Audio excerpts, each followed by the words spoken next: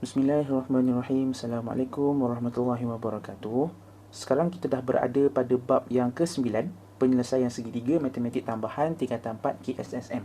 Tapi mana-mana abang-abang kamu, kakak-kakak kamu yang ambil di bawah silibus KBSM pun still boleh rujuk lah, sebab dia orang pun belajar juga bab ni.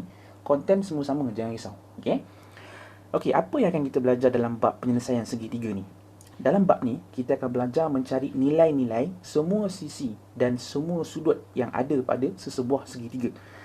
Jadi nak mencari nilai-nilai sisi dan sudut ni, ada dua petua yang kita boleh apply. Yang pertama, petua sinus, yang cikgu nak masuk kejap lagi. Lagi satu, petua kosinus. Lepas habis settle petua sinus ni, kita masuklah petua kosinus tu. Okey. Di bawah petua sinus ni sendiri, ada dua keadaan. Keadaan yang pertama adalah di mana dia bagi awak dua sisi. Dua sisi daripada tiga sisi yang ada pada segitiga tu lah. Yalah, segitiga memang tiga sisi pun kan. Lagi satu, dia bagi awak satu sudut bukan kandung. Cikgu, kalau sisi ni saya faham. Sudut bukan kandung ni apa benda pula? Cikgu explain yang sudut kandung. So automatik kamu akan faham lah sudut bukan kandung tu apa.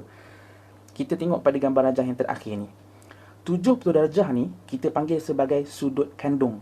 Kenapa cikgu? Sebab sudut 70 darjah ni terletak di antara dua sisi yang mana kedua-dua sisi tu kita tahu nilai dia. Betul tak? 70 darjah ni terletak di antara sisi AB. Tahu tak nilai AB ni? Tahu. Dan pada masa yang sama dia terletak bersebelahan dengan sisi BC. Tahu tak nilai sisi BC ni? Tahu. Jadi maknanya kata 70 darjah ni sudut kandung. Jadi kalau kita tengok kepada keadaan yang pertama, dia bagi dua sisi dan dia bagi satu sudut bukan kandung. Gambar rajah yang last ni tak boleh pakai petua sinus. Boleh? Kalau gambar rajah yang kedua ni, boleh tak pakai petua sinus? Dia bagi dua sisi, ya. Dia bagi sisi AB, dia bagi nilai bagi sisi BC. Yang 45 darjah ni, sudut kandung ke sudut bukan kandung?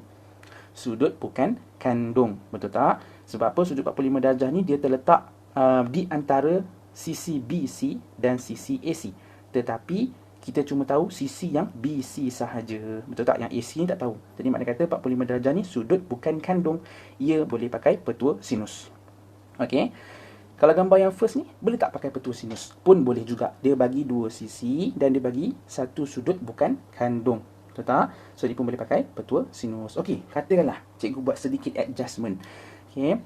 Asal tadi kita kata dah, yang gambar rajah yang pertama ni boleh pakai petua sinus. Betul tak? Cikgu buat adjustment 10 cm ni, cikgu pindahkan ke sini. Sekarang cikgu tanya, boleh tak pakai petua sinus? Dia bagi dua sisi. Dia bagi dua sisi. Lepas tu dia mesti bagi satu sudut bukan kandung. 60 darjah ni sudut kandung ke sudut bukan kandung sekarang? Dia akan jadi sudut kandung sekarang ni. Betul tak? Sebab dia terletak di antara dua sisi yang mana kedua-dua sisi tu kita tahu nilai dia. Nampak tak? Kalau tadi kita kata boleh pakai petua sinus, tapi dalam keadaan sekarang, since kita dah buat adjustment, dah tak boleh pakai petua sinus. Boleh faham? Ini keadaan yang pertama. Keadaan yang kedua. Keadaan yang kedua adalah dia bagi awak dua sudut. Dia bagi kita dua sudut dan dia bagi kita satu sisi yang bertentangan dengan salah satu sudut itu. Ini keadaan kedua.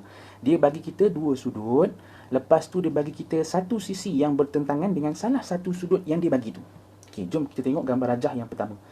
Dia bagi dua sudut, betul? 25 darjah dengan 30 darjah. Dia bagi kita satu sisi, betul, sisi BC. Tetapi adakah sisi BC ni bertentangan dengan salah satu sudut yang dia bagi ni? Ya.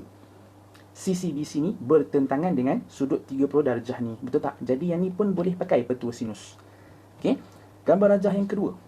Boleh ke pakai petua sinus? Dia bagi dua sudut. Lepas tu yang 4 cm ni, adakah ianya bertentangan dengan salah satu sudut yang diberikan? Ya. Dia bertentangan dengan sudut 25 darjah ni. Jadi ni pun boleh pakai petua sinus. Gambar rajah yang terakhir. Dia bagi kita dua sudut. Dia bagi kita satu sisi. Tetapi adakah sisi ini bertentangan dengan salah satu sudut yang dia bagi? Tidak. Sebab apa? 7 cm ni mewakili sisi AB. Sisi AB ni bertentangan dengan sudut mana? Bertentangan dengan sudut yang kat sini. Dekat C lah maksud dia. Betul tak? Jadi makna kata, gambar rajah yang terakhir ni tak boleh pakai petua sinus. Boleh? Fahamkan dulu yang petua sinus ni sebelum proceed kepada petua kosinus. Okey cikgu, saya dah tahu dah condition bila nak pakai petua sinus ni. Okey, sekarang ni cikgu apa dia punya rumus? Baik, sekarang kita masuk kepada dia punya rumus pula. Okey, tapi sebelum tu cikgu betulkan balik. Ayah cikgu ubah dia kan. Okey, so asal tadi cikgu buat dekat sini 10 cm tu. Okey. Petua sinus. Okey, rumus dia adalah, ya, tu guna pen color purple. Tak, color hijau. Okey, so petua rumus dia adalah A per sin A sama dengan B per sin B sama dengan C per sin C. Okey. Apa benda A kecil, A besar, B kecil, B besar, C kecil, C besar ni cikgu? Okey. Perasan tak? Bucu yang dekat sini dia label dengan menggunakan huruf A. Okey, ataupun kita katakan 60 darjah ni sudut dekat bucu A lah. Okey, jadi sisi yang bertentangan dengan sudut 60 darjah tu ataupun sisi yang bertentangan dengan bucu A ni cikgu labelkan sebagai A kecil. Okey. Jadi kalau sini B besar, B kecil dia dekat sini. Kalau sini C besar dia, C kecil dia dekat sini. Boleh nampak tak? Jadi cikgu tunjuk satu contoh macam mana kita nak menggantikan. So A kita adalah 10 cm.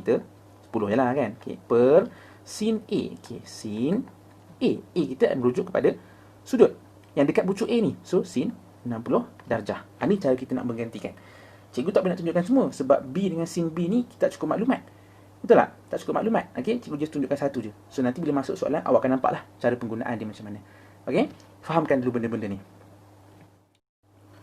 Baik, sekarang cikgu nak masuk kepada petua kosinus pula. Bila kita nak apply petua kosinus ni? Okey, pun sama dia ada dua keadaan. Macam petua sinus hari tu pun ada dua keadaan, petua kosinus pun ada dua keadaan juga. Keadaan yang pertama, apabila dia bagi kita dua sisi. Okey, dan dia bagi kita satu sudut kandung. Cikgu, macam petua sinus je, dia macam petua sinus. Tetapi syarat yang kedua ni, dia berbeza dengan yang petua sinus. Betul tak? Kalau petua sinus, dia bagi dua sisi dan dia bagi satu sudut bukan kandung. Tapi kalau petua kosinus, dia bagi dua sisi dan dia bagi satu sudut kandung. Jadi kalau tengok pada gambar rajah yang pertama ni, boleh ke apply petua kosinus?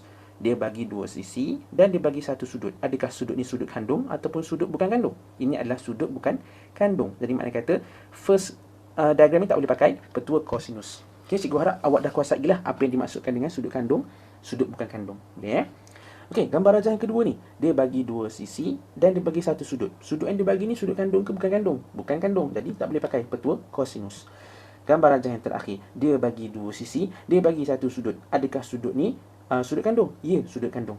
Tak? Okay, jadi yang last ni boleh pakai petua kosinus. Okey, settle keadaan yang pertama. Keadaan yang kedua, macam mana keadaan yang kedua tu? Keadaan kedua ni senang je. Dia ada satu syarat je, iaitu semua sisi dia bagi.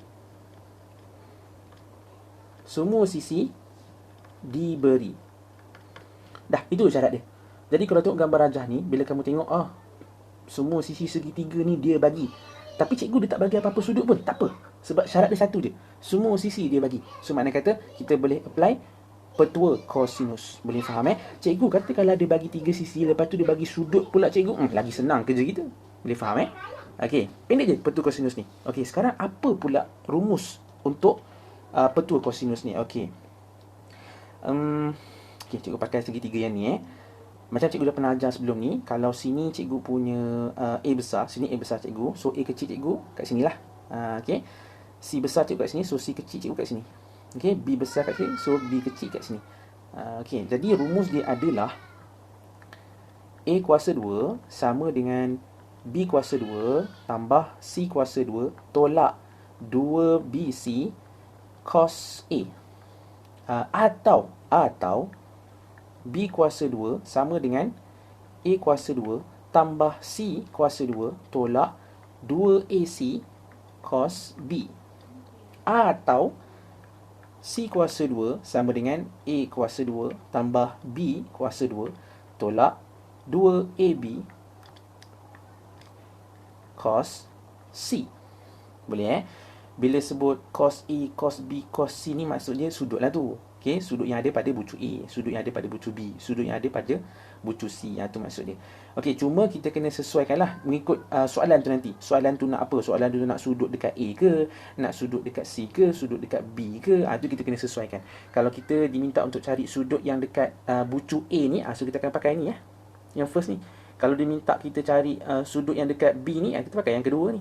Nampak dia macam tu je. Kita kena sesuaikan nanti. Boleh Okay, kuasai dulu petua sinus dan petua kosinus ni. Sebab lepas ni, video seterusnya cikgu akan masuk kepada soalan.